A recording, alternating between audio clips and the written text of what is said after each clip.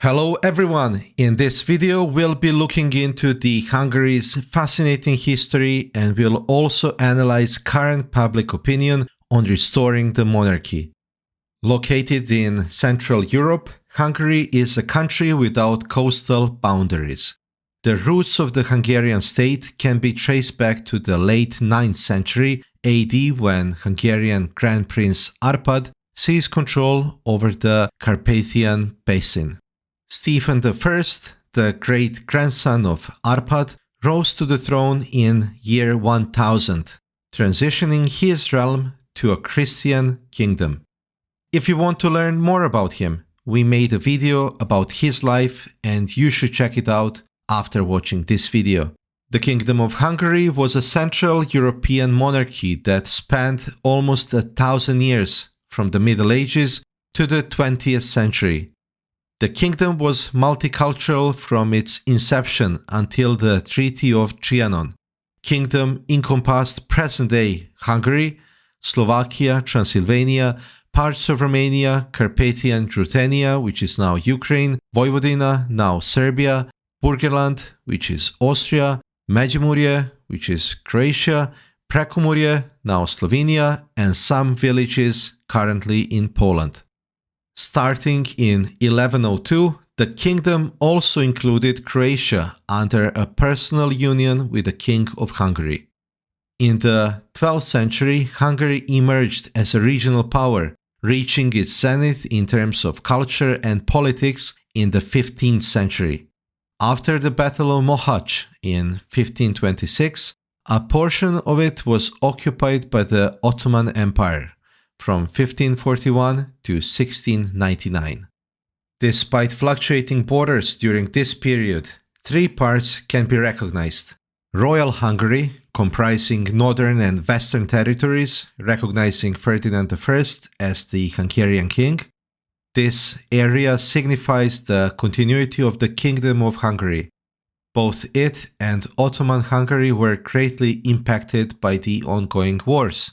Then we had Ottoman Hungary, included the Great Alföld, majority of modern-day Hungary, southeast Transdanubia, and Banat, partially excluding northeastern modern-day Hungary. And finally, Eastern Hungarian Kingdom under Zápolya. This area, often under Ottoman control, differed from Transylvania and incorporated various territories occasionally referred to as Partium. It was later termed the Principality of Transylvania. Hungary then came under the Habsburg rule and later partnered with the Austrian Empire to create Austro-Hungary, a significant power until the early 20th century.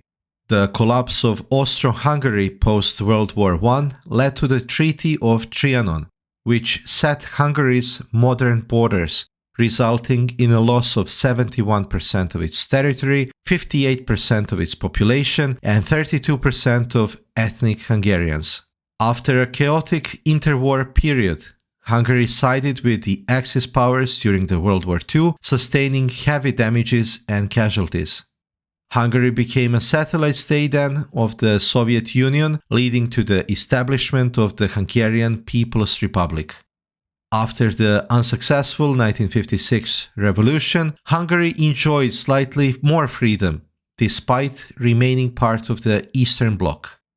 The removal of the border fence between Hungary and Austria fast-tracked the collapse of the Eastern Bloc, leading to the fall of the Soviet Union.